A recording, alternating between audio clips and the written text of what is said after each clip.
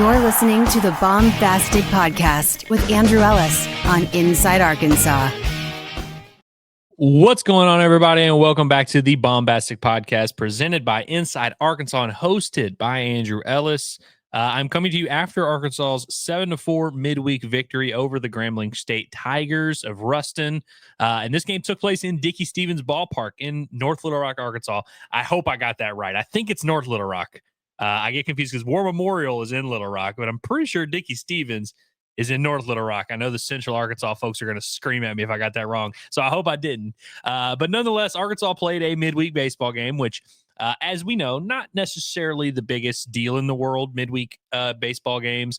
We were sitting here on this very program a week ago telling you guys not to overreact to Arkansas's midweek loss. They did not lose in this game, but I would be lying to you if I said it was a super inspired effort. But there was, still baseball, still a win. Arkansas improves to 27-3. We're never going to complain about wins, and we're never going to complain about baseball because we love baseball. We love the Arkansas Razorbacks, and they're playing some damn good baseball these days. And so it's the hottest show in town. It's the hottest ticket in town. Really good crowd, over 9,000. I think it was like 9,300, somewhere in that ballpark. Really good crowd. You could see it. I did not end up going down to Little Rock. I couldn't talk myself into it following our trip to San Francisco. This trip also just kind of snuck up. Normally they do this game in late April. And so I was kind of worried. I was like, I'll bet there's a lot of people who are like me that probably don't want to make that trip down. I was wrong. It was packed there, man. It was a lot of Central Arkansas fans that showed up and showed out, and they typically do for this game and for the basketball games. And once upon a time, they used to do it for football as well. But it was cool to just see that many fans out there, and that lets you know it's officially full-on Diamond Hog season. So we're going to talk about the game and what all went down, how it happened, and some notable developments, because there were some things to take away from this one. Before we do that, I do want to remind you guys that we are brought to you by our friends over at Alumni Hall. You can check them out at 3417 North College Avenue. The best and most extensive Razorback shopping experience, the ultimate Razorback shopping experience. They've got all the latest brands, all the latest merch. If you want to dress like the team, you want to wear the jerseys, they got that. You want to wear the hats that this team has. You can't get this super sick Baumbastic Podcast hat there. You can get that on our online store, shopify.com. But go check out Alumni Hall for the latest and the most official Razorback merch. I mean, it's the real deal stuff. Best for gifts for the family, gifts for the dog, the grandparents, whatever the case may be. And with it being springtime, that weather's starting to get a little bit better here. For any of you that have plans to go to Baum-Walker Stadium, you need something to wear the stuff that the pros wear, and they get their stuff at Alumni Hall. So go check them out at 3417 North College Avenue. Like I said, if you don't want to go to the store, you don't want to get out there in person, or you're not in the area, insidearkansas.com/alumni hall. That link will take you right to their online store where Hogs by 20, the promo code, will give you 20% off your first purchase. Again, that's insidearkansas.com/alumni hall. Those are our good friends. We'll be back there. I believe it's the weekend, the Friday before Arkansas plays A&M. I guess they'll be playing A&M in baseball that night. I think that's a Thursday through Saturday series. And also the day before the spring game for Arkansas, that Easter weekend. That Friday, we're going to be doing a live show at Alumni Hall. So if you're in town for that, come check us out. Perfect time to go check out the store. You will not be disappointed.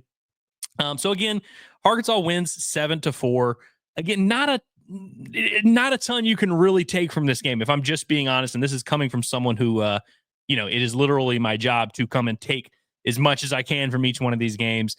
This is just one of those situations where, midweek on a Tuesday, you're not going to necessarily throw your best arms. You're not going to have your regular everyday starting lineup. There's always a guy or two sitting out. The lineup was all over the place for Arkansas tonight. You had both the Ellis in there. You had Iredale. You had Davalon there at the top. Logan Maxwell gets the day off, which paves the way for Kendall Diggs getting a start in right field. And you had Justin Thomas also gets the day off. So Davalon moves to center field. And it was Carson Bowles, the D2 transfer, who's really made a name for himself here and really made a push. I would tell you at this point, certainly Arkansas's fourth outfielder.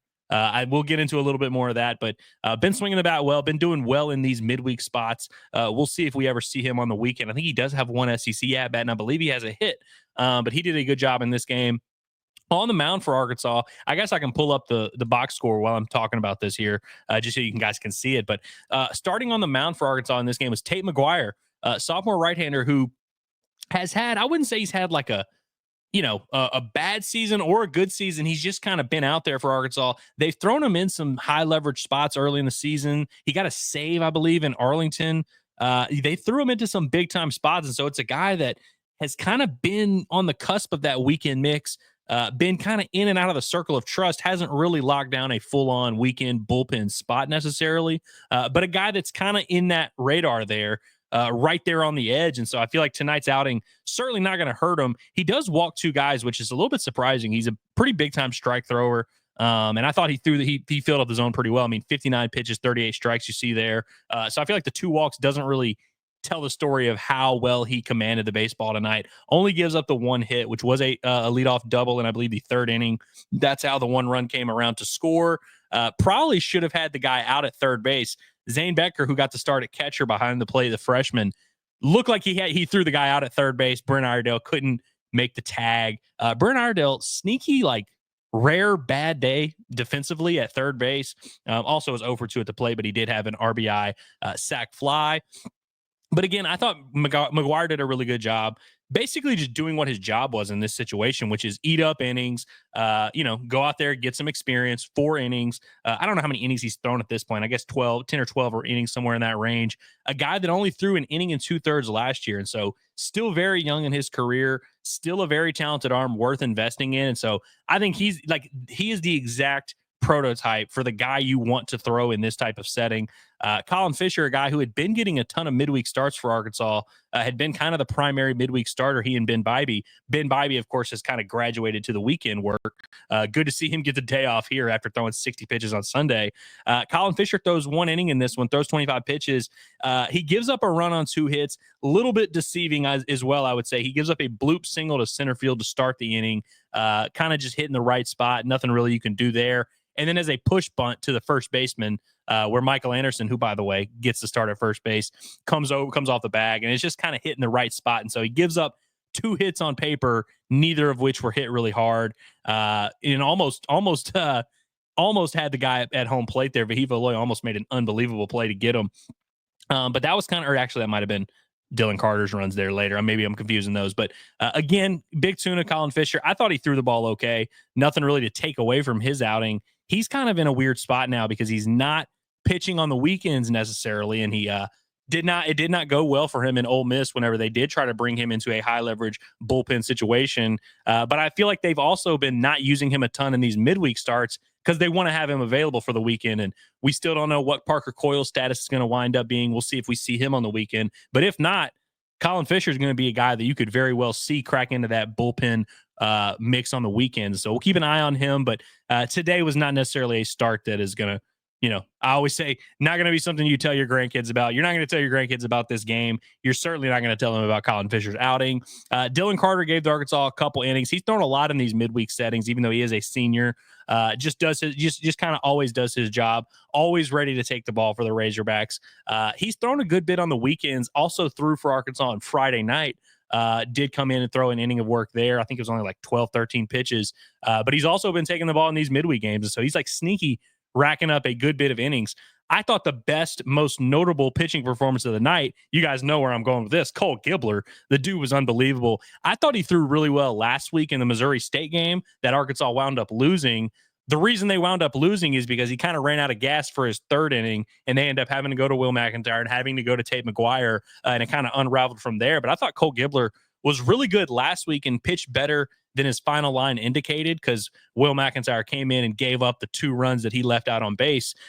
Good to see him go out there and close the game. Pitched the 8th and the 9th for Arkansas, struck out 5, did walk 1. That was the only base runner that reached against him. Continues to just have an insane strikeout rate.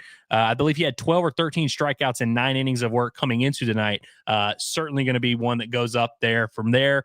And so, you look on the year, the dude's got pretty solid numbers across the board, some legitimate strikeout numbers. Cole Gibler's another guy. You can talk about lefties that could help Arkansas on the weekend. I remain firm in believing that Cole Gibler could be that kind of guy. You see the hitting stats up there. Really not much to write home about. 7 for 29 at the plate for Arkansas, so just under 250 at the plate. You have 6 hits coming from your top 3 hitters, and that was pretty much it. Carson Bowles, who I mentioned, is kind of solidified his spot as the fourth outfielder for Arkansas because Kendall Diggs continued to struggle at the plate. Carson Bowles had a huge 2-run single. Just to run through the scoring real quick here for Arkansas and kind of how it all went down. So Arkansas gets a run in the bottom of the first inning. You saw, like I just showed you the stats, pretty much all the hitting came from the top of the lineup. That got going right away. Vahiva Aloy had a base hit up the middle, really good piece of hitting in a 3-2 count. Very next pitch, Kahio Aloy smokes one through the right side. His first of 2 hits that came through the opposite field. And so Brent Iredale has the sac fly, which scores. It was pretty shallow, but Vahiva Aloy had plenty of speed, was able to score from there. Carson Bowles walked, but that was all for Arkansas in the inning. Really the only big inning in this game, the only inning that Arkansas really did anything notable, I would say, at the plate was the bottom of the third. Charles Davalon starts it off with a triple down the right field line, hit off a weird spot there. Like their outfield, their foul territory has a little bit of a weird spot there. And I think the right fielder was having some trouble getting to this ball. So Charles Davalon has good speed. He had 2 hits in this game. Good to see him continue to swing the bat well, keep that average over 400. Vahiva Aloy drives him in with a base hit to left center field, again in a 3-2 count. Vahiva Aloy, who did not have a great weekend over the weekend, he or his brother, both of those guys looked pretty good in this game. Vahiva Aloy, like I said, 2 hits in 3-2 counts, did a good job shortening up and just kind of poking one in the left center field, gets the run home. Kahio Aloy follows by getting hit by a pitch. Brent Iredale gets walked. And then Carson Bowles comes through with a bases loaded 2-run single to left field. And then there was a wild pitch that brought home another run. And so that was how Arkansas gets 4 runs in the bottom of the third inning. In the 6th inning, Arkansas tacked on a couple runs. Charles Davalon has his second hit of the night. Vahiva Aloy gets walked. Kahio Aloy just slaps a base hit through the right side. Thought it was going to hit Vahiva Aloy on the way over there. But good to see all 3 of those guys just continuing to set the tone there at the top of the lineup. Carson Bowles drives home. I guess it wound up being the final Razorback run.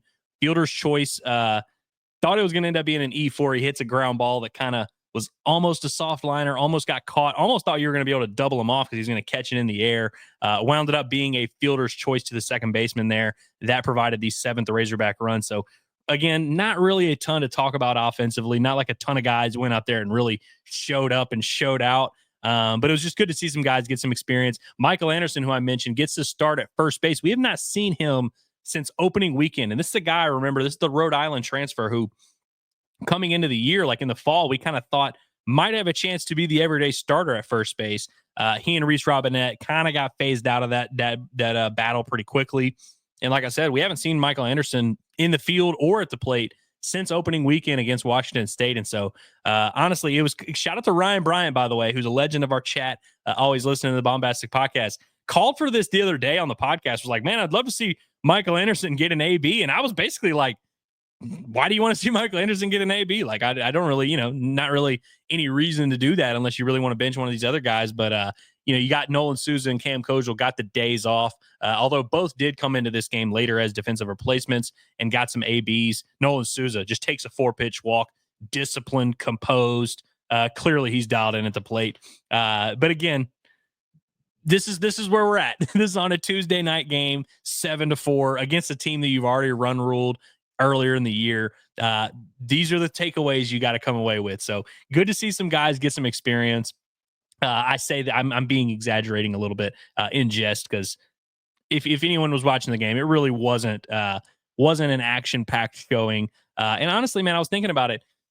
Because Arkansas seems to lay eggs in this game a lot. Like, there's always weird stuff going on. Sometimes they'll score a ton of runs, and I think they lost to Lipscomb a couple years ago in 2023 when we were down there. There's always just weird stuff that happens in this game.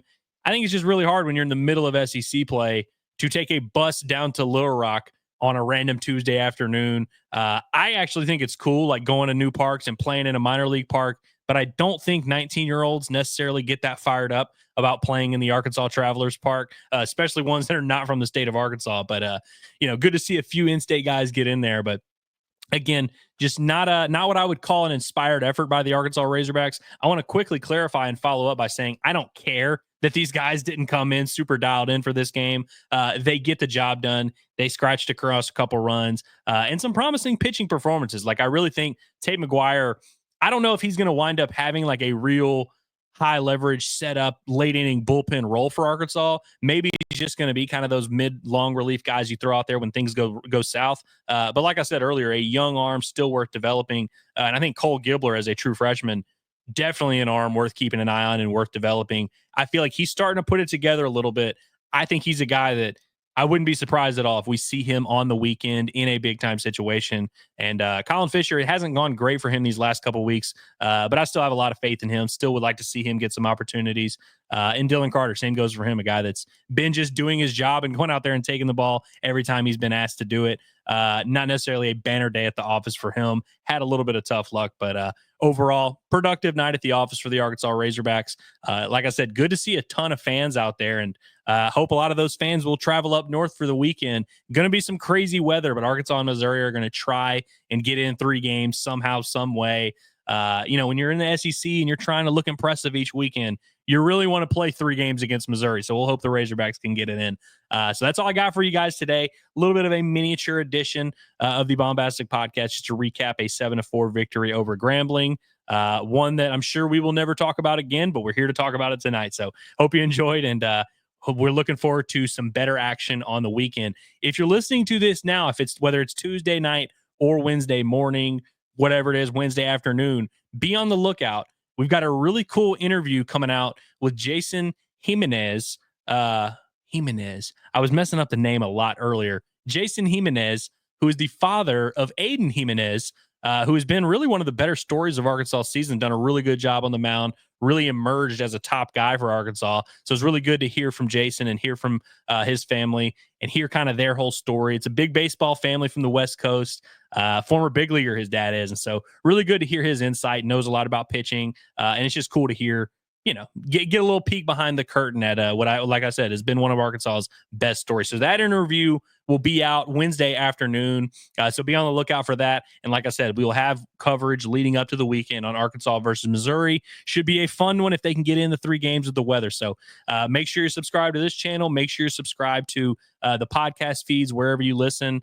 Thank you guys for always tapping in with the Arkansas Razorbacks. Let's have a beautiful Tuesday night, Wednesday morning, whenever you are listening. Have a great one, everyone.